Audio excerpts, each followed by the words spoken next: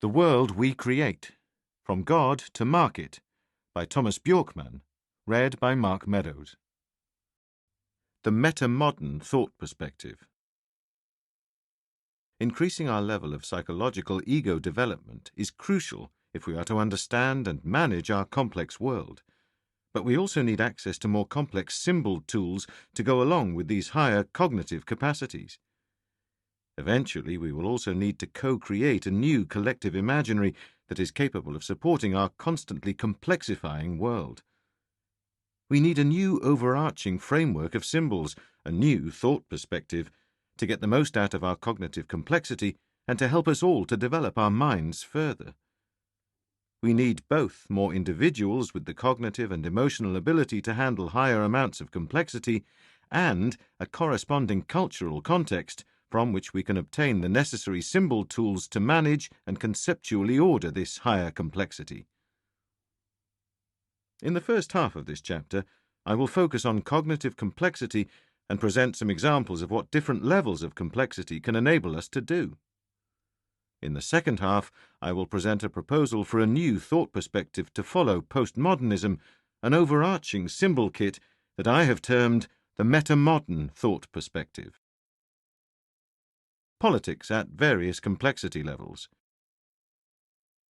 We will now return to the complexity levels we have discussed in the two previous chapters. 1. The category level. 2. The connection level. 3. The system level. And 4. The perspective level. The system and perspective levels are far more effective at handling many of our most difficult and wicked complex social problems. Today, however, a very large part of societal and political life remains characterized by far too linear ways of thinking that is characteristic of the connection level. Linear ways of thinking that are common today are those such as that the job market revolves around giving people jobs, that education revolves around giving people the competencies required for them to be able to participate in the job market, that people's competencies increase through longer education, that the society of the future is more of the same of that which we have today, that the decisive environmental issue is a reduction of emissions, that poor psychological health in society is primarily contravened through more resources for psychiatric treatment. Even if some of these linear thoughts can be justified in certain situations, none of them can sufficiently address the fundamental issues we are placed before today. Accordingly, this sort of thinking must be complemented with a more holistic, non-linear way of thinking that can handle issues like these more effectively.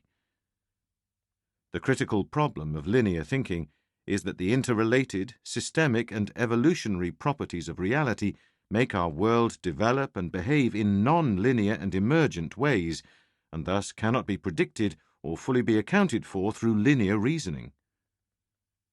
Attempting to identify linear cause and effect chains rarely leads us to the source of complex societal problems. Measures derived from linear analysis thus tend to be directed in a straight line against the symptom itself, which can sometimes mitigate the problem for a while, but less often manages to provide a sustainable solution. Often a linear approach to a non-linear problem is counterproductive, and such an approach and understanding can even be a part of the original problem. Let us take an example of different levels of complexity thinking in action. Contemporary politics has great difficulties in handling the challenges of multicultural society, since politics has not managed to integrate the astonishing diversity of perspectives, identities, and norms that prevail in our current society. In other words, there is a lack of complexity in our thinking corresponding to that of our multicultural reality today. In practice, there are currently at least 3 political ways to tackle the challenges of multiculturalism. 1. Maintaining one ethnic identity at the cost of other identities to flatten or reduce diversity. To build walls, primarily to be found in nationalist movements. This thinking corresponds to the category level. 2. relying on the job market to adjust cultural disagreements, more or less disregarding cultural diversity altogether.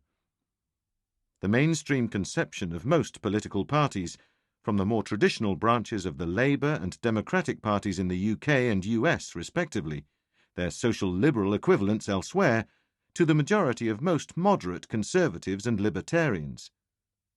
This thinking corresponds to the connection level. 3. Affirming diversity in all its forms, opining that all cultural communities are equally good, but in spite of this, still consider the presence of more different cultures better than fewer.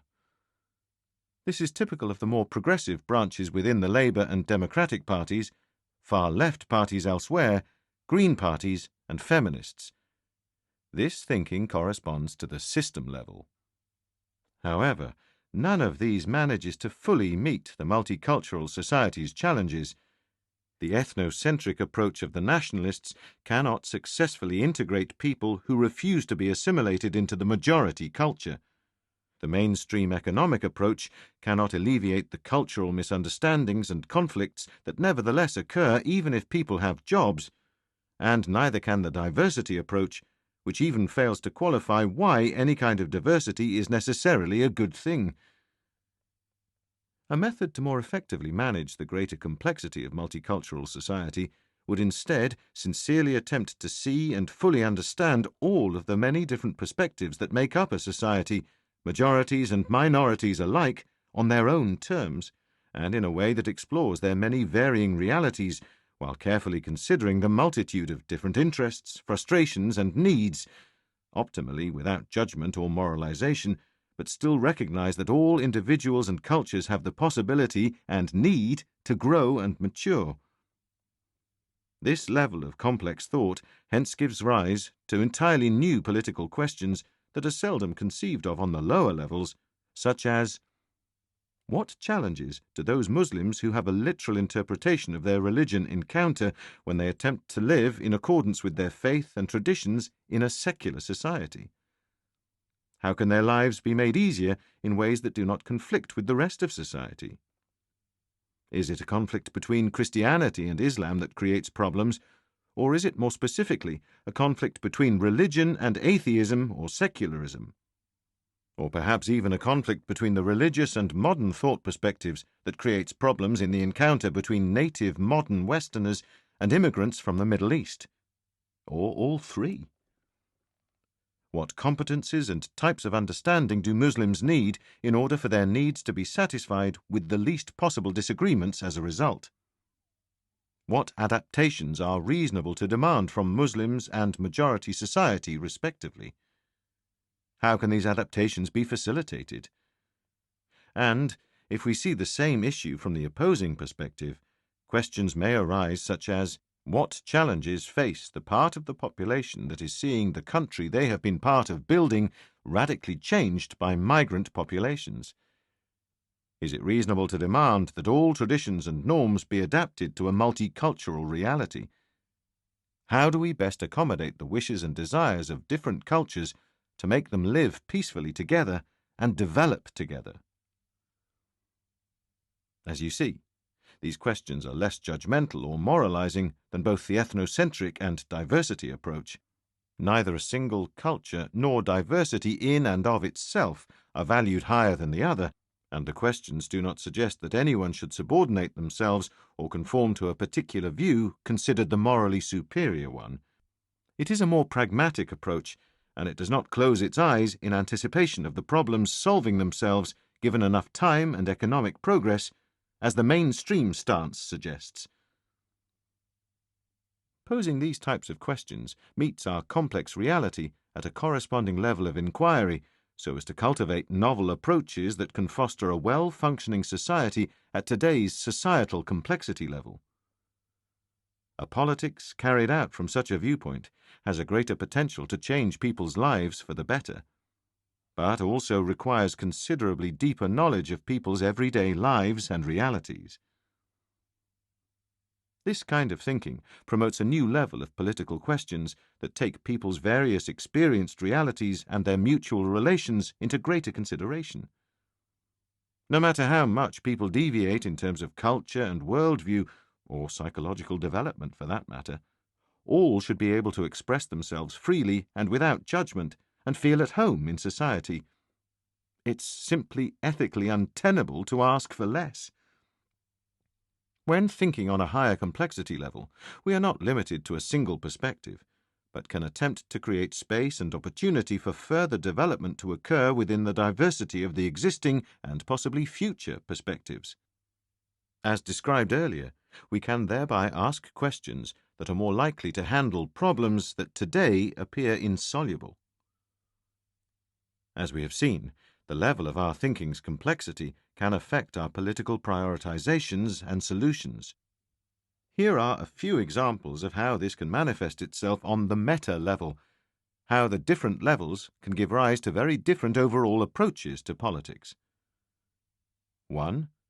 Politics of interest, the category level. A particular group's specific interest or worldview is defended. 2. Politics of reconciliation, the connection level. Various interests are weighed together and integrated pragmatically. 3.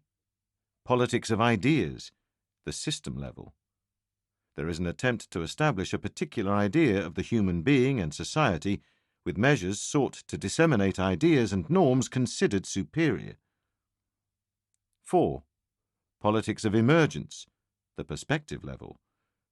Particular consideration is taken to how the ideas, norms, and identities that govern society come into being, with this emergence made the kernel of politics. We can, however, also add a level that lies above the perspective level, one I have chosen to call the complexity level. 5. Complexity politics. Deliberate measures to create prerequisites for a multitude of emergencies of apprehensions of reality. The development and mutual relationship of these are made the kernel of politics. Political questions can be posed from every complexity level. Now, as an example, in the area of gender and racial equality, 1. The category level. How can the interests of women, ethnic minorities, and homosexuals be defended? 2. The connection level. How can the interests of women, ethnic minorities, and homosexuals be reconciled vis-à-vis those of men, whites, and heterosexuals? 3. The system level.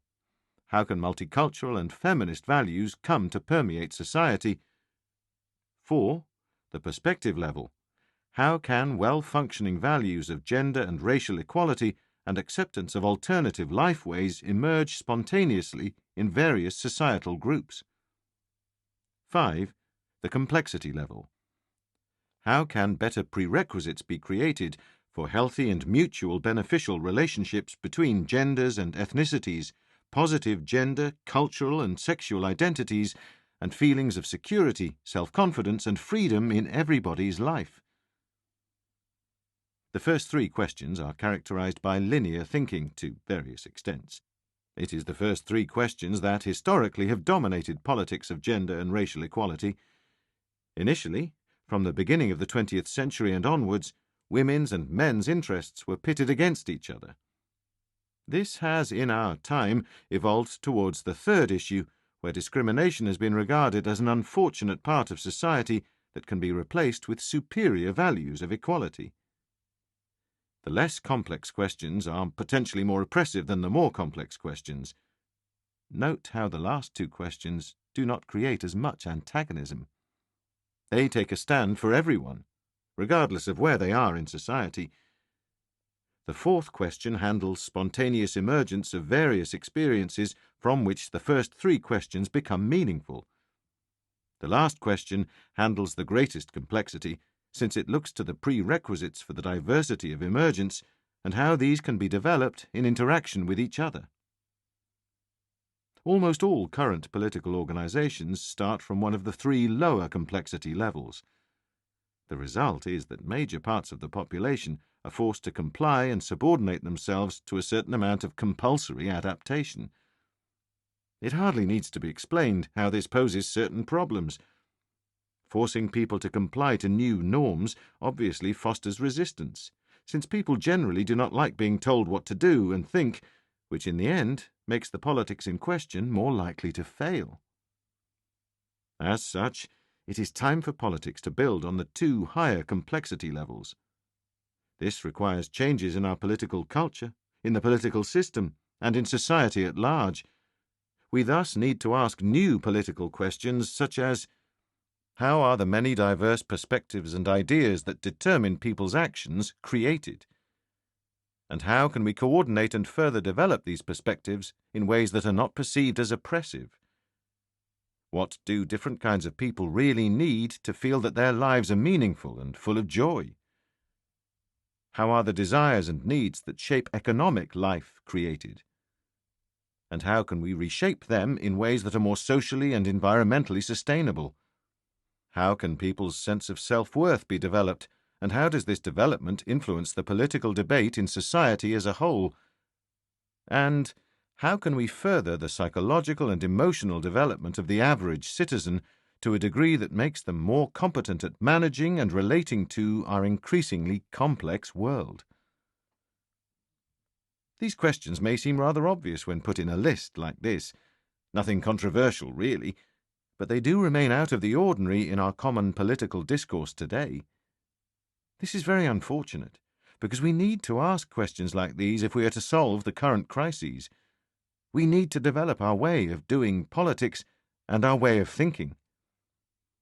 This is the great challenge of our age, and something demanding the utmost of our cognitive capacities. If we want to change the way we think about society and politics today, it will require that we are willing to make sacrifices, personal and societal, and that we put great efforts into the difficult task of coordinating a multitude of perspectives alien to ourselves, developing the necessary complexity and perspectival awareness to do so. However, it has been done before.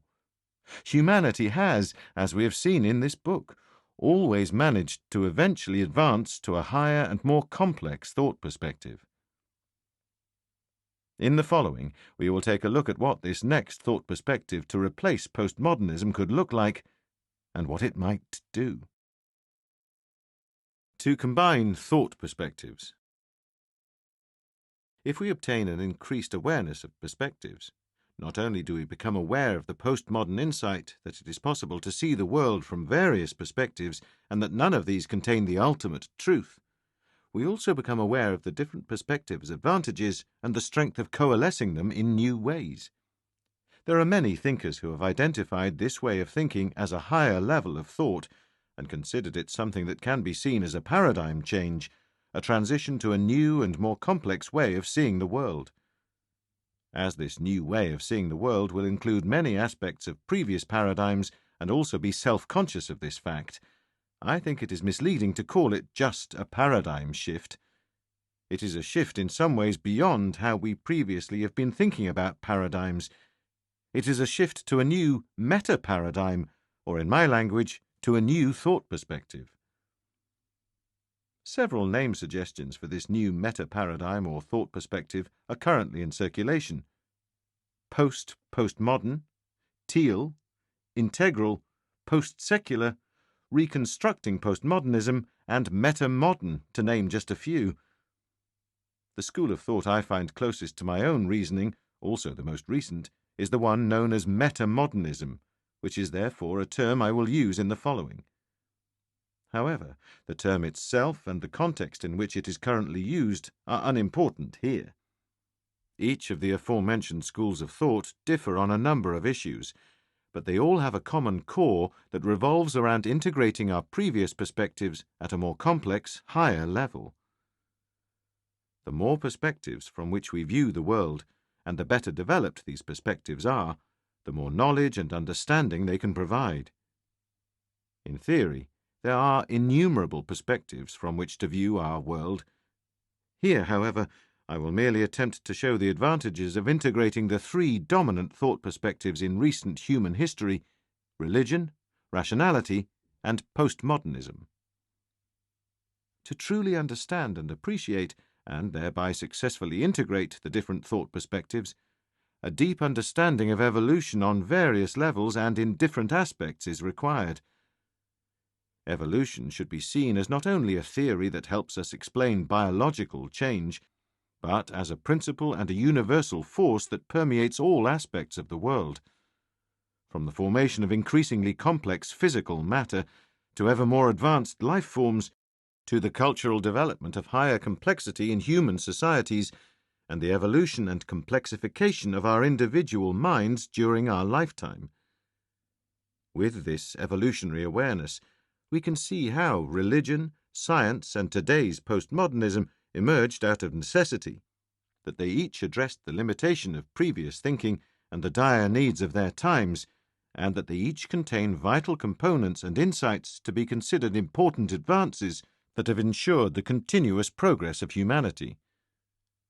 In addition, although we often fail to recognize this, these advances should not only be seen in opposition to one another. At each stage of development, psychologically as well as societally, we include the most important breakthroughs from the former stage. So, just as we as individuals include the basic motor skills and ego comprehension we obtained at earlier stages of development when we move on to more complex stages, as societies, we likewise include the many contributions achieved on earlier stages when we advance towards newer, more complex ones. The following is a brief presentation of each of the most recent thought perspectives' most important contributions to a meta-modern integration. When we look at these contributions, we will have to keep in mind that, as we have seen in part 1 of this book, the core insights of each of these perspectives were human achievements on a perspective or higher level. When these perspectives were communicated to and adopted by larger segments of the population, they had, by necessity, to be communicated on a connection or lower level of complexity. Many of the historical aspects of each thought system that we might today react negatively to, be it religious dogma or scientific and postmodern fundamentalism, are lower-level manifestations of these thought systems. In a meta-modern integration, it is the higher-level understandings we are looking for, and we are particularly interested in what we can learn from the interactions of the higher-level principles of these perspectives. This has never before been considered in human history. The religious thought perspective made us aware of the world of subjectivity, World 2 in Popper's terminology, not just as that of merely being in the world, but as a distinct category separate from the rest of existence. This was a developmental advance that made us capable of treating what had previously been subject as object. Prior to this, our subjectivity used to own us instead of us owning it. Since we did not have any tools to treat it from a mental distance, we could not see it and thus not influence it. This changed with the religious thought perspective. It is its most important contribution, one that still benefits us today. Although many modern people do not adhere to a specific religion, we still rely on many of the religious thought perspective's symbol tools and innovations when we interpret the world in terms of objectives and meaning. It has contributed with profound wisdom on the human being's existential experience of itself, of our inner world, and our being in the world. With religion, we obtained a higher awareness of meaning, and thus the ability to treat it as an object that we could improve and refine. The rational thought perspective helped us see the objective, physical domain of reality, World 1, according to Popper, as a separate category. With rational, logical reasoning, ingenious scientific symbol tools, and a clearly defined notion of objectivity, we can approach the physical world independently of subjective opinions, cultural norms, and prejudices in a way that gives us great power to reshape our material prerequisites for a good life. Earlier, our understanding of the physical world was limited by a lack of differentiation between the objective world on one hand and our subjective and intersubjective perspectives on the other. This separation was the greatest single contribution of the rational thought perspective. With rationality and science, we also obtained a higher awareness of efficiency, and thereby the means to treat it as an object for deliberate and calculated manipulation so as to increase human utility. The postmodern thought perspective gave us an increased awareness of the intersubjective, socially constructed, collective imaginary, Popper's World 3, along with the means to see it as a separate category that is neither subjective nor objective. By treating our collective imaginary as a distinct, overarching entity functioning in accordance with different rules than those of personal experiences and physical occurrences, it has made us realize that we live within a socially constructed world saturated with power and narratives. Prior to the postmodern turn, the lack of any clearly defined and sufficient theoretical understanding of our intersubjective reality made us blind to the many ways it affects our thinking and behavior. So, just as religion helped us approach our subjectivity as an object for investigation, the postmodern thought perspective helped us obtain a similar mental distance to our culture and its many social imaginaries. This was the major contribution of postmodernism, and yet another developmental advance. What previously remained subject, and hence hidden from view, became a new object for our consciousness, so that we could disembed ourselves from its chains and subordinate it to our examination and agency. This has contributed a more critical perspective on factual claims, normative matters, and societal conditions. Plus, it has provided us with methodological approaches to analyze our culture, society, and interhuman power relations. With postmodernism, we obtained a higher awareness of fairness, and with that, the capacity to steer society in a more equal and benevolent direction. Each thought perspective has thus, by making what previously remained subject an object for our consciousness, brought significant qualitative changes in terms of new aspects being made available for manipulation. Religion's awareness of subjectivity gave us new means to create meaning. Rationality's awareness of objectivity gave us increased efficiency, and postmodernism's awareness of intersubjectivity has made us more capable of making society fairer. This, of course, raises the question of what the next thought perspective will bring to our awareness and what it will make us capable of. I do not claim to have the final answer, but if the prominent feature of this next thought perspective is the awareness and capacity to synthesize all of the preceding perspectives, as pointed out by the aforementioned schools of thought, it is tempting to propose that it will bring a new awareness to the time dimension of all of the above developments. More specifically, the evolutionary perspective on change and the crucial insight that development occurs in stages of increasing complexity, on the universal level, the collective level, and the personal level. With this perspective, we can become aware of our own significance in this evolutionary process, both as individuals and collective, and how we are deeply connected with and depend on all the earlier stages of development we carry within us, stretching back even before the emergence of life. We then start to comprehend that we are no longer merely a result of arbitrary evolutionary processes, but have reached a stage in the evolution of the universe where we consciously influence the evolution process itself. Once again, what previously was subject becomes object, and thus available for reflection and agency. Whether we are aware of it or not, humanity has become the primary agent on the developmental edge of complexity evolving on Earth, and as far as we know, possibly also in the universe. If we fail to realize this, and if we refuse to make evolution an object of mutual responsibility, we risk that society breaks down under the weight of complexity and evolution moves us in a direction where no humans want to live. An introduction to the metamodern thought perspective.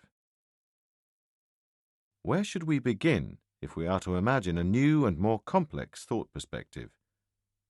If we look at the most recent paradigm transition, we see that modernity's faith in science developed into a critical questioning of all knowledge and factual claims. What could the next step be, then?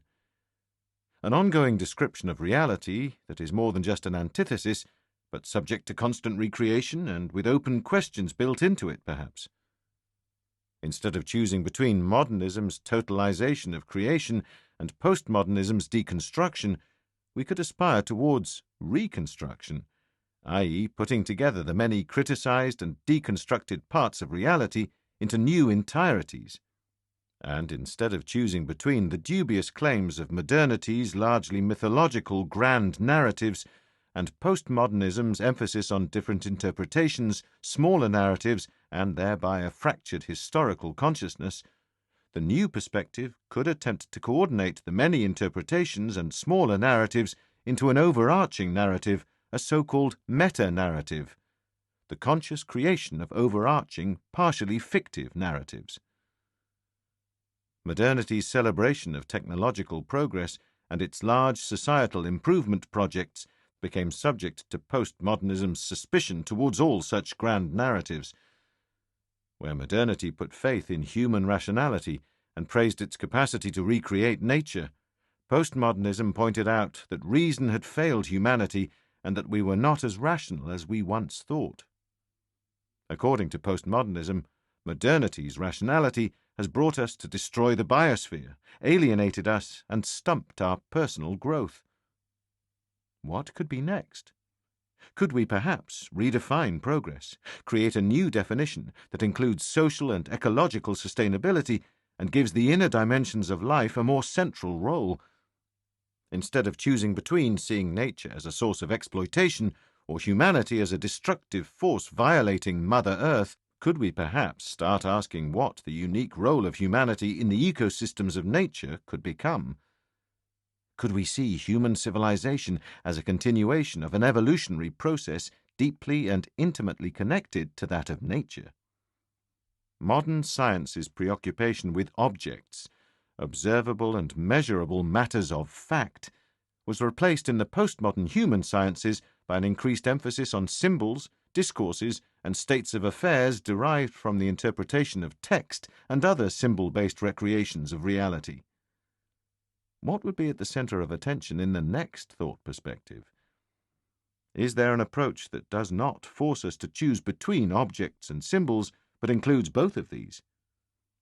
What about making the notion of pattern the center of attention, seeing what deep-seated patterns there are in order to consciously create new symbols from these, so as to recreate society's objective reality? This would entail a view of the world and human development in terms of self-organizing chaos, i.e., that reality is indeed not interconnected in a cohesive entirety as modernism claims, but that we still can see how patterns are created from various independent interacting processes. Do we need to choose between modernism's striving towards objective truths and postmodernism's emphasis on subjective and intersubjective perspectives? How could we reap the best parts of these two approaches to knowledge? Could we begin to think in a manner that better balances the inner and outer aspects of reality, looks at how they are connected, and co-creates a description of reality that is more holistic? Modernism sees human nature as fixed, whereas postmodernism sees the human being as a social construction. Could the next step be to see the human being as a social, psychological, biological, and technological development process? Modernism has always seen the human as an individual that creates itself. Postmodernism, that relations create the individual, that we as persons are created by structures beyond our reach. A new view of the person to include both of these insights could be that of the dividual, i.e., seeing the individual as somewhat divisible in that it can always absorb new ideas and properties in interaction with the environment, but still remains relatively autonomous in this process. This would free us from having to choose between an internal or external perspective and give us the possibility to retain a more nuanced view, a transpersonal perspective, i.e., that the individual is created by the collective, while the collective at the same time is created by a number of individuals. The task thus becomes how to investigate and account for this reciprocal creation process, a process of a highly developmental nature. Modern society relies on a meritocratic social order, a society where the thrift and ingenuity of the individual should be rewarded, and those with the best qualifications should be given the responsibility to govern. Postmodernists have challenged this view by showing that it has led to inequality and marginalization, with minority voices being excluded. Instead, postmodernism advocates a multicultural order where the weak are included. But do we need to choose between majority and minorities? Could we not instead look to the prerequisites for a multitude of diverse psychological and cultural forms and developmental levels to be working in concert? What is the best alternative to modernism's hierarchies and postmodernism's anarchy?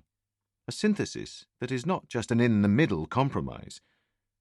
The notion of holarchy, that is, the ambition to create justice and democratically based hierarchies that are not arbitrary, could be a solution to this dilemma that we could expect to see as an integral part of the next thought perspective. Most importantly, perhaps, the next thought perspective would start to ask how modern, postmodern and traditional pre-modern people can live together peacefully, how we can bridge the growing gulf between people adhering to and thinking in accordance with different thought perspectives, and how we can make them cooperate productively towards the goal of a better future for our children. How does this introduction to what the next thought perspective, what I have termed metamodernism, might entail, fit into a larger framework? Once again, it may be hard to wrap one's head around an entire thought perspective in a few paragraphs, especially one that is yet to manifest itself, so let us approach the matter in a more intuitive way. Remember Ihab Hassan's dichotomies between modernism and postmodernism in Chapter 7? In the following, I will attempt to further develop Hassan's table by adding a comparable metamodern term to follow from the existing pairs. I have added a short comment to accompany each of my proposals. But since a few words admittedly remain rather insufficient, and since I have merely used my intuition to make these syntheses, I advise you to approach it in the same reflective manner as in Chapter 7. Maybe you will resonate with my thinking. Maybe you will not get me at all, or maybe you will disagree and perhaps have much better suggestions yourself. The most important thing is that you stop for a moment and reflect upon these concepts. Here goes. Modernism, purpose. Postmodernism, play. Metamodernism, playful purpose. My comments on metamodernism. Metamodernism has a specific purpose, but, accepting the postmodern critique, it can only state its quest for truth in provisional, playful terms. Modernism, design. Postmodernism, chance. Metamodernism, self-organization or autopoiesis. Metamodernism studies how remarkably unlikely events and processes happen despite the odds, how many factors come together and self-organize into new, more complex orders. Modernism, hierarchy. Postmodernism, anarchy. Metamodernism, holarchy. Holarchy entails that all parts of reality are hierarchically ordered according to their level of complexity, but they are also interdependent parts of a whole. Modernism, signified. Postmodernism, signifier. Metamodernism, significance. All self-organizing regimes process information from the exterior world, thereby creating meaning and knowledge. Indeed, meaning and knowledge exist only through this processing of information. Modernism, distance. Postmodernism, participation. Metamodernism, co-creation. When we study reality, interact with it, or conceptualize it, we also create reality. A part of this creation process is that we ourselves are changed and reorganized as a result of the interaction. Modernism, creation or totalization. Postmodernism, decreation or deconstruction. Metamodernism, transformation. Metamodernism studies how deep transformation occurs and how it is part of a greater picture of many past great transformations. modernism, synthesis; postmodernism, antithesis; metamodernism, proto-synthesis. Metamodernism attempts to construct an overview of knowledge in a larger context, but admits that the synthesis it produces can never be final or absolute. Modernism, presence; postmodernism, absence; metamodernism, emergence. How things come into being is the focus of metamodernism, how they emerge through interactions with one another, and how they go from being absent to being present. Modernism, semantics; postmodernism, rhetoric; metamodernism, mythos, creation. Metamodernism is concerned with creating a meaningful myth for our time. The message is stated in mythic form, not to be taken as a truth. Modernism, narrative or grande histoire; postmodernism, anti-narrative or petite histoire; metamodernism, meta-narrative. Metamodernism strives towards the most comprehensive narrative presently available, but does so through the study of both large and minuscule phenomena. This list may seem somewhat overwhelming.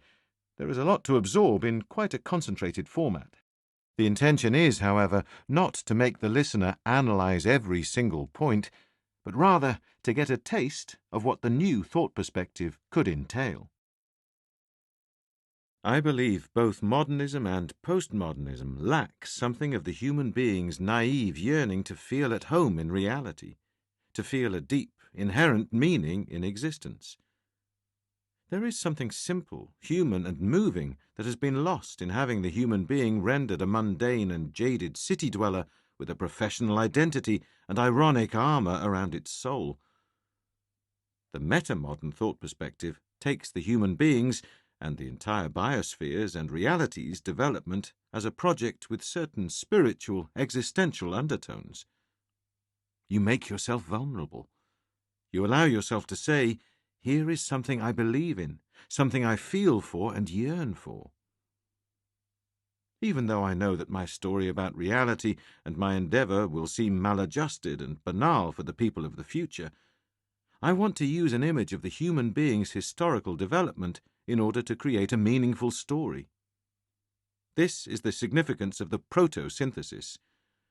We synthesize the modern idea of progress with postmodern critical thinking and the naive forthrightness of religion, while we fully admit that the new synthesis by necessity remains a shaky construction. This opens up new avenues from which we can create progress, new social and political movements, along with a renewed and strengthened sense of faith and hope.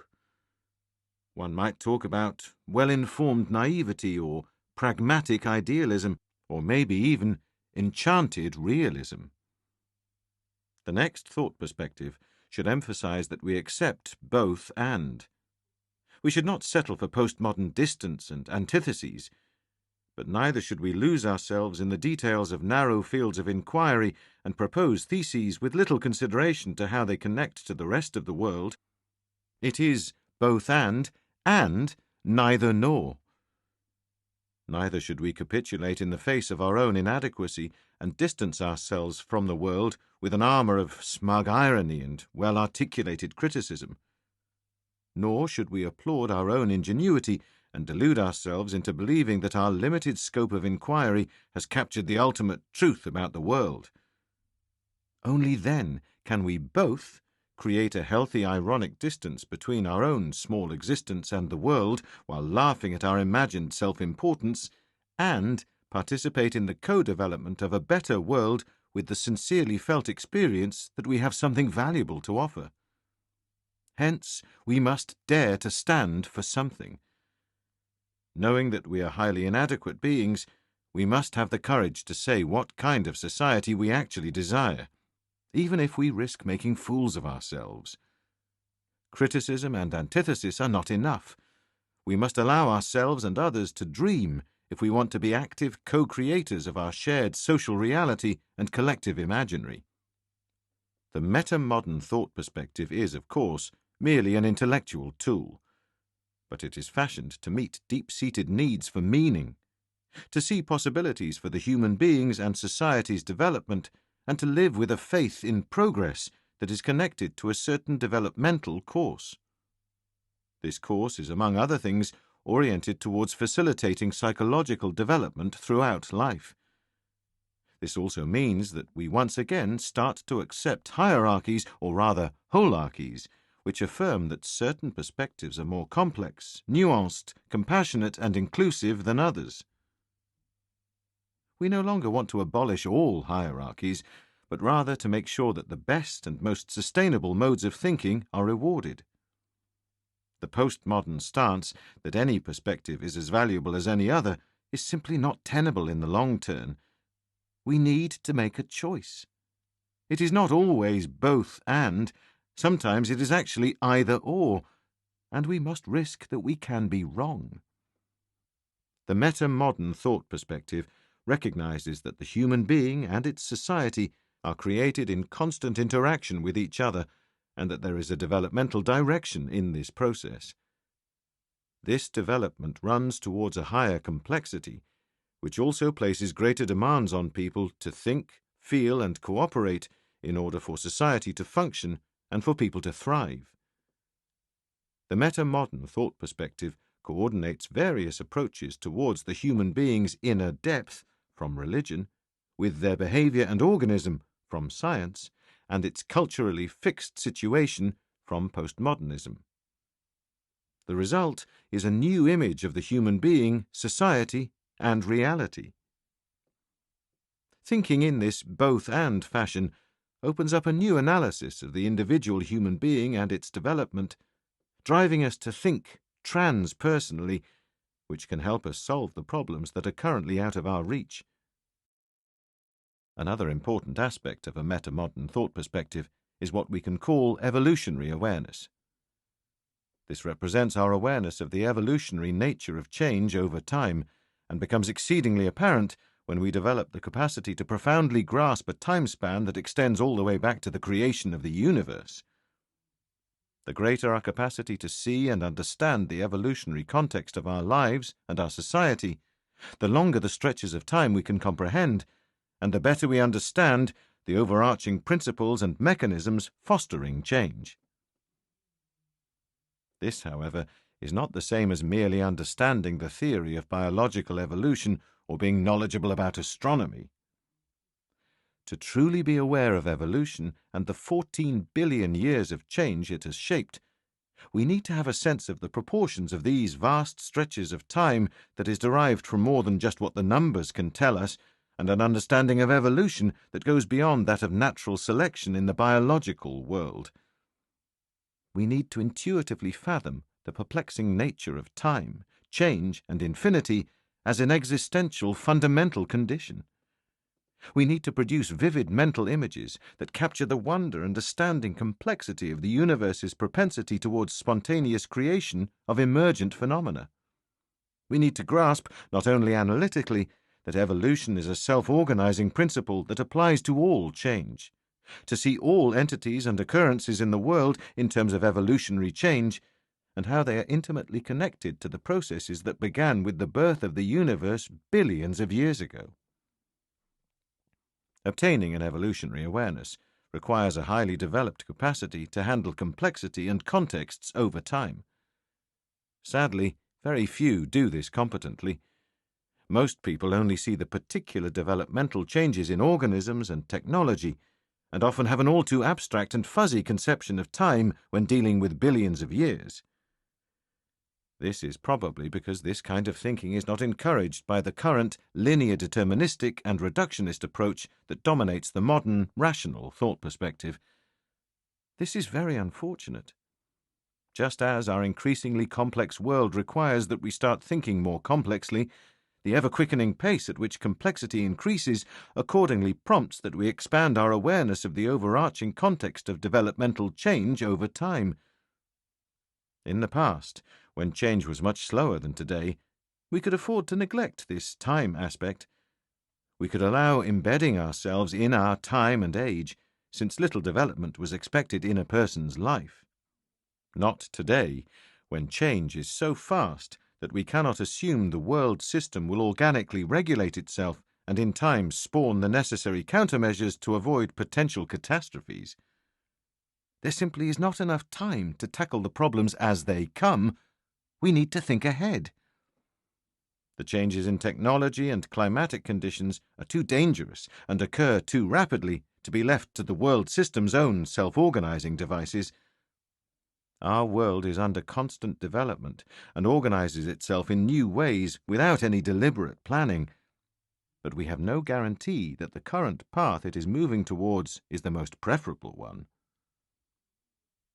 The somewhat blind and unintentional evolution of human civilization has served us well in the past.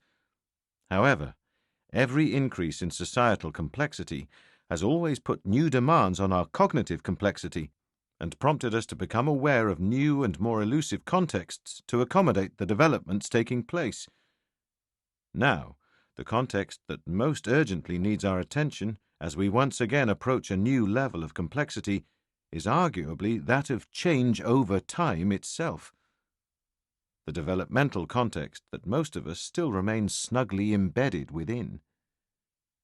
Instead of just being in the time, instead of time being a subject that we merely exist within while developmental change just happens, we should attempt to increase our contextual awareness of time so that we can treat evolution as an object for reflection and thereby take responsibility for where we want it to go, as our civilizational becoming. We know that the modern project and industrial society are not sustainable in the long run, but we also know that the postmodern criticism of modern society does not create sufficiently pervasive visions and political programs for a sustainable global society. It is good that we now know what the problems are, that we have a well-informed critique of all the things that make the current societal model unsustainable, unjust, and oppressive. Still, we cannot continue to safely hide behind this criticism.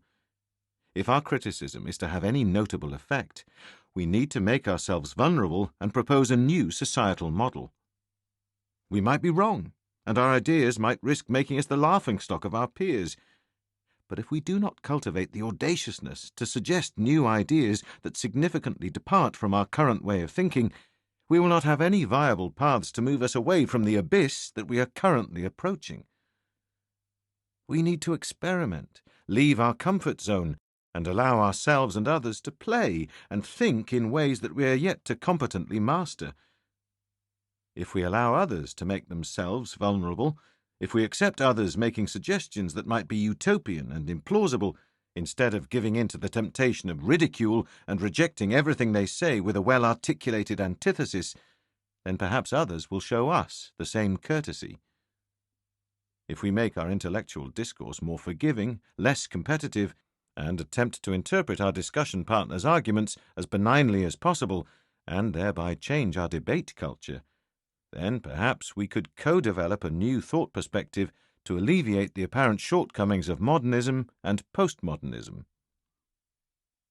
Creating a new way of thinking is a very difficult task. We will all initially be severely inhibited by our old ways of thinking and lack sufficient competencies since we are venturing into unknown waters and therefore cannot rely on others' teachings to guide our reasoning. We will make mistakes. Yet, if we accept the risks and support each other in this endeavor, we can together develop a new thought perspective that will eventually make us more capable of solving the current crises of the world. I believe the point of departure for this new thought perspective is seeing nature or the universe, society, and our minds as an interconnected, self-organizing whole, a whole that is also deeply contradictory and diverse, in which we also see ourselves as active and conscious participants in the evolution of society and culture, in the world we create.